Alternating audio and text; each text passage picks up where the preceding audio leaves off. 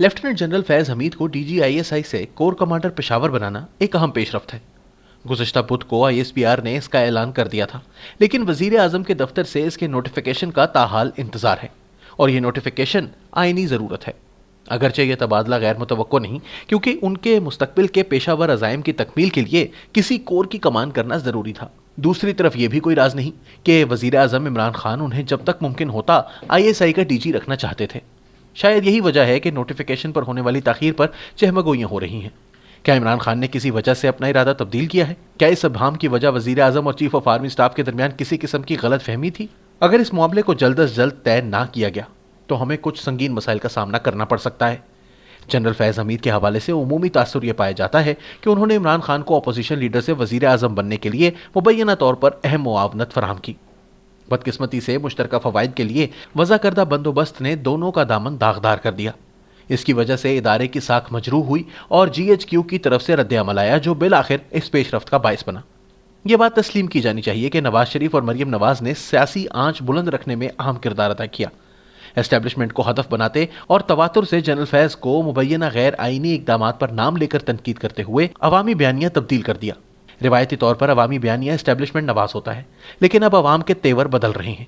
चनाचे establishment को अपने सियासी मुतबादिल पर नजर सानी करना पड़ रही है। गुज़िश्ता सोमवार को मरियम नवाज की इस्लामाबाद हाई कोर्ट में दी गई दरख्वास्त भी एक कारी ज़रब थी।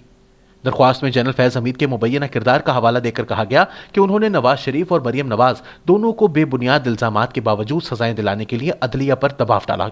एक दिन बाद जब chief of army staff general Qamar Javed Bajwa और इमरान खान मुलाकात के दौरान जनरल फैज के तबादले और उनकी जगह लेफ्टिनेंट जनरल नदीम अंजुम को DGISI नामजद करने पर बात कर रहे थे, मरियम नवाज ने जनरल फैज हमीद पर पूरी शिद्दत से तनकीदी हमले शुरू कर दिए। शायद इसकी वजह से जनरल फैज को ISI में रखने या उनका जानशीन खुद चुनने की इमरान खान की मुमकिन कोशिश को जनरल बाजवा ने नाकाम बना दिया हो। अब कयास किया जा रहा है कि नए DGISI lieutenant general Nadeem Anjum मिनोवन अपने पेशरो के सियासी नक्शे कदम पर नहीं चलेंगे। इसकी दो वजह हैं। पहली ये कि वो वजीर आजम की बजाय जनरल बाजवा के नामजद करदा हैं, अगरचे ये नामजदगी वजीर आजम के दफ्तर की तरफ से आई थी। दूसरी, आर्मी चीफ ISI को अपने अहदाफ और तरजीहात के लिए इस्तेमाल करते हैं। वजीर आजम या जनरल फैज हमीद के अहदाफ की तकमील उनकी मुमकिन तरजीह नहीं होगी। रियासत के एक ताकतवर उनसर की तायीद से महरूम होते हुए इमरान खान अपने कदम मजबूत करने और दीगर जराए से अपने तहफ़्फ़ुज़ करने की कोशिश में हैं। सदारती ऑर्डिनेंस के जरिए नैब कवानीन में तरामीम का मकसद काबीना और हुकूमत में मौजूद अपने साथियों को NRO फराहम करना है। उन्होंने खुद भी अपने सर पर NRO की छतरी तान ली है। ये सब लोग नैब की तहकीकात और तादीबी कार्रवाई से महफूज हो गए हैं। इस दौरान मौजूदा चेयरमैन नैब अपोजिशन के शोर शराबे और एहतजाज के बावजूद अपनी मुद्दत में तौसी हासिल कर चुके हैं, इसलिए वो हस्बे दस्तूर अपोजिशन का गर्म ताक़ुब जारी रखेंगे। नए चेयरमैन नैब के इंतखाब के लिए हुकूमत और हिज़्ब इख्तलाफ के दरमियान जमूद की सूरत में मसला हल करने के लिए तरफ़ैन की जानिब से 6 अरकान पार्लियामेंट की एक कमेटी तश्कील दी जानी है। इसके लिए राय शुमारी की जानी है। इसमें चेयरमैन, जो हुकूमत का नामजद करदा होता है, का अपना वोट फैसला कुन साबित होता है। इसका मतलब है कि इस सूरत में हमेशा हुकूमत की मर्जी ही गालिब आएगी। अगर इस तरह भी हल की राह ना निकले तो फिर लामहदूद मुद्दत के लिए मौजूदा चेयरमैन ही ओहदे पर बरकरार रहेंगे, और तासुर है कि वो एक ब्लैकमेलिंग वीडियो के तारीख दबाव में काम करते हुए अपने तमाम तर इख्तियारात वजीर आजम की मंशा के मुताबिक इस्तेमाल कर रहे हैं। अगर ये तहफ़्फ़ुज़ काफ़ी नहीं था तो इमरान खान ने एक कदम और आगे बढ़ते हुए पेंडोरा पेपर्स में ऑफशोर कंपनियों और इनसे फ़ायदा उठाने वाले पाकिस्तानियों की तहकीकात के लिए एक सेल कायम करने का ऐलान किया है। सादिक और अमीन का तयन करने के लिए ना सुप्रीम कोर्ट से रिज्यू किया गया, ना ISI के नामजद करदा अफसर की क़यादत में JIT बनी, ना आला अदलिया का उकाबी निगाहें रखने वाला जज जुर्म की तलाश में खम ठोक कर मैदान में आया। ये तमाम काविश सिर्फ नवाज शरीफ और मरियम की सजाओं तक ही महदूद थी। ये बात काबिल फ़हम है कि जनरल फैज की रुखसती से नवाज शरीफ और मरियम दोनों खुश हैं।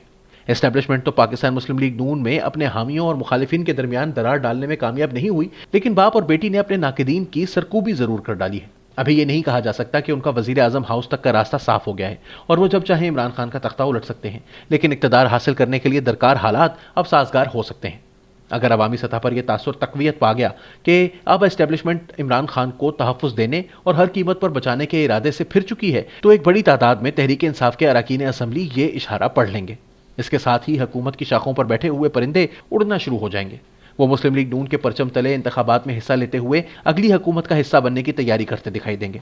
अगर खारजा पॉलिसी की नाकामी या मुआशी बहरान की संगीनी मजीद शिद्दत इख्तियार कर लेती है, जिसके खदशात मौजूद हैं, तो एस्टेब्लिशमेंट यकीनन तहरीक इंसाफ की हुकूमत को कुर्बानी का बकरा बनाते हुए हिज़्ब इख्तलाफ की तरफ हाथ बढ़ाएगी। पाकिस्तान मुस्लिम लीग नून के कदावर रहनुमा शाहिद खाकान अब्बासी, राना सनाउल्लाह, एहसन इकबाल, जावेद लतीफ और दीगर के चेहरे पर मुस्कुराहट नुमायां होती जा रही है। इनकी आंखों में एतमाद की झलक वाज़ेह दिखाई देती है।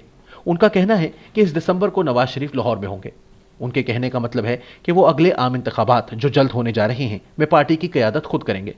मुमकिन है कि यह एतमाद कबल अज़ वक्त और इंतहाई खुशफहमी हो, लेकिन पार्टी की सफ़ों में एतमाद भरने के लिए ये एक अच्छी हिकमत अमली है, क्योंकि पार्टी में दोनों भाइयों के मुख्तलिफ बयानिए अभाम फैला रहे थे और अभाम मायूसी का बाइस बनता है।